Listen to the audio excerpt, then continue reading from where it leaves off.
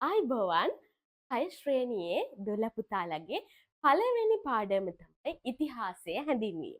එතකොට මෙන්න මේ පළවෙනි පාඩමේ පළවෙනි කොටස ඉතිහාසය යනු කුමක්ද කොටස අද අපි ඉගෙන ගන්න සූදානම් වෙන්නේ.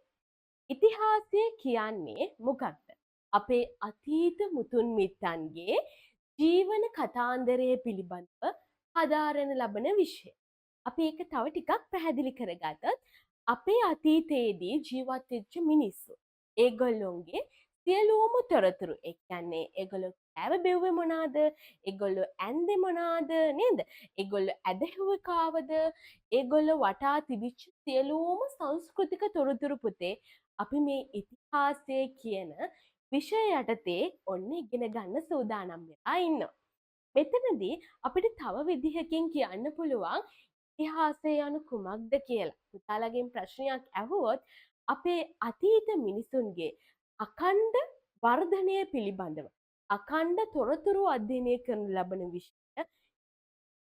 ඒ කියන්නේ මේ ජීවත් වෙච්ච මිනිස්සු ජීවත් වුණේ කොහොමද කියලා අඛණ්ඩව ඒ කියන්නේ එක දිගට මේ ඉතිහාසය කියන විෂය යටතේ අපි හදාරනවා පුතේ. මේ අපේ අතීත මුතුන් මිත්තන් පිළිබඳව ඔවුන්ගේ ජීවන කතාන්දරය පිළිබඳව පර්යේෂණාත්මකව හදාරනු ලබන විෂය අපිට ඉතිහාසය කියලා හඳුන්වන්න පුළුවන්. දැන් අපි මේ විදිහට ඉතිහාසය නිර්වචනය කළත් පුතේ අපේ ඉතිහාසය පිළිබඳව වැඩදුරටත් හදාරපු ඉතිහාසඥ. ඔන්න තවත් අලුත් වචනයක් පුතාලා දුලට. මොකවුද මේ ඉතිහාසඥ කියන්නේ? ඉතිහාසඥයා කියලා කියන්නේ ඉතිහාසය පිළිබඳව වැඩිදුරටත් ඉගෙන ගන්න අධ්‍යාපනය ලැබපු පුද්ගලයා තමයි ඉතිහාසඥයා කියලා කියන්නේ. ඔන්න ඔය ඉතිහාසඥයෝ දාර්ශනිකයෝ පුතේ ඉතිහාසය විෂයට තවත් නිර්වචනය. يعني ඒගොල්ලොන්ගේ අදහසින් මේක අර්ථ දක්වලා තියෙනවා. කියන්නේ කියලා තියෙනවා ඉතිහාසය කියන්නේ මෙන්න මේකයි කියන්නේ. අපි දැන් බලමු ජේ.එම්. ට්‍රෙවලියන් කියන ඉතිහාසඥයා දාර්ශනිකයා කොයි විදිහටද ඉතිහාසය අර්ථ දක්වලා තියෙන්නේ නිර්වචනය කළා තියෙන්නේ. ඔහු කියනවා පුතේ ඉතිහාසය කියලා කියන්නේ එක විෂයක් නෙමෙයි සියලු විෂයන් අන්තර්ගත ගෘහයයි කියලා. ඔන්න අපි පළවෙනි නිර්වචනයට ගියා. ජේ.එම්. ට්‍රෙවලියන් කියන ඉතිහාසඥයා කියනවා ඉතිහාසය යනු එක් විෂයක් නොව සියලු විෂයන් අන්තර්ගත ගෘහයයි. ඒ කියන්නේ මොකක්ද? අපි මේ නිර්වචනය චුට්ටක් තවදුරටත් අර්ථ දක්වලා නැත්නම් ඉගෙනගෙන බලමු මොකක්ද මේ කියන්නේ කියලා. ඉතිහාසය කියන විෂය ඇතුළත එක විෂයක් නෙමෙයි. කියන්නේ ඉතිහාසය විතරක් නෙමෙයි තව විෂයන් අන්තර්ගතයි. ඒ කියන්නේ පුතාලා ඉස්කෝලේදී ඉතිහාසය කියන විෂයට අමතරව තව මොනවාද ඉගෙන ගන්න විෂයන්? කියන්න බලන්න පුතාලා ඉගෙන ගන්න විෂයන් මොනවාද කියලා. ඔව් පුතාලා විද්‍යාව ඉගෙන ගන්න නේද? ඊළඟට ගණිතය ඉගෙන ගන්න. ඊළඟට පුතාලා සිංහල භාෂාව ඉගෙන ගන්නවා නේද? සෞඛ්‍ය ඉගෙන ගන්නවා. ඊළඟට භූගෝල විද්‍යාව ඉගෙන ගන්නවා. පුරවැසි අධ්‍යාපනය ඉගෙන ගන්නවා නේද? ඊළඟට ඉංග්‍රීසි භාෂාව ওই විදිහට විෂයන් ගණනාවක් පුතාලා ඉස්කෝලේදී ඉගෙන ගන්නවා ඉතිහාසයට අමතරව. පුතේ අපි මේ ඉතිහාසය කියන විෂයේදී අන්න ඔය කියන විෂයන් වල අතීත තොරතුරු අපි ගත්තොත් අතීත ගණිත මිනිත ක්‍රමවේදයන් අන්න අපි ගණිතයේ තියෙන ඉතිහාස තොරතුරු ඉගෙන ගන්නවා නේද? ඊළඟට අපි විද්‍යාව ගත්තොත් අතීත විද්‍යාව හා තාක්ෂණය අපි සාම්ප්‍රදායික තාක්ෂණයන් නේද? ඔය දේවල් පිළිබඳව පුතේ මේ ඉතිහාසයේ විෂයේදී ඉගෙන ගන්නවා. දැන් අපි ඔන්න විද්‍යාවේ තියෙන ඉතිහාස තොරතුරු මේ විෂයේදී ඉගෙන ගන්න. ඊළඟට සිංහල. අපිට පුතාලා දන්නෝ අපි හැම ඉතිහාස යුගයක් පිළිබඳව අධ්‍යයනය කරද්දී ඒ සිංහල සාහිත්‍යයේ තිබිච්ච අතීත තොරතුරු නැත්නම් සිංහල සාහිත්‍යයේ උන්නතිය කොයි වගේද කියන කාරණාවන් පිළිබඳව ඉතිහාසයේදී සාකච්ඡා කරනවා පුතේ. එහෙනම් ඔන්න අතීත සිංහල සාහිත්‍ය සිංහල කියන විෂය පිළිබඳව අපේ ඉතිහාස විෂයේදී ඉගෙන ගන්න. ඊළඟට භූගෝල විද්‍යාව. අපි අතීතයේ හිටපු මිනිසුන් පිළිබඳව ඉගෙන ගනිද්දී පුතේ පරිසරය ඉතාම වැදගත්. එහෙනම් මේ ජනාවාසයක් ඒ මිනිස්සු ජීවත් වෙච්ච ස්ථානයක් නිර්මාණය වෙන්න අනිවාර්යයෙන්ම මේ භූගෝලය කියන භූගෝල විද්‍යාවේදී අපි ඉගෙන ගන්න සංකල්පයන් අපිට ඉතාමත් වැදගත් වෙනවා. ඒ වගේම පුරවැසි අධ්‍යාපනය. ඒ කියන්නේ මිනිසා කොයි විදිහටද ජීවත් වුනේ සහ ඔවුන්ගේ දේශපාලන තොරතුරු නේද?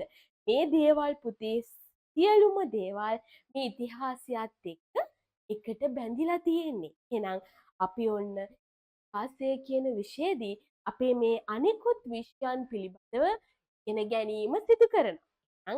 ඔන්න දැන් ඉඳන් ඉතිහාසය ඉගෙන ගන්න පුතාලා දුවලට ඉතිහාසය විතරක් නෙමෙයි සියලු විෂයන් වල ඉතිහාසගත තොරතුරු වල දැනුමත් ඔන්න පුතාලා ඉගෙන ගන්න සූදානම් වෙලා ඉන්නේ දැන්. හරි. දැන් ජේම් ට්‍රෙවලියන් කියන ඉතිහාසඥයා කියන ආකාරයට ඉතිහාසය යනු එක් විෂයක් නොව සියලු විෂයන් අන්තර්ගත ගෘහයයි කියන කොටස අපිට දැන් පැහැදිලි නේද? ඊළඟට පුතේ තෝමස් කාලයිල් කියන ඉතිහාසඥයා කියනවා මේ මිනිසාගේ ශ්‍රේෂ්ඨ මිනිසුන්ගේ ජීවන කතාන්දරය තමයි අපි ඉතිහාසයේදී හදාරන්නේ කිය. ශ්‍රේෂ්ඨ මිනිසුන්ගේ ජීවන කතාන්දරය ඉතිහාසය කියලා කවුද කියන්නේ? තෝමස් කාලයිල්.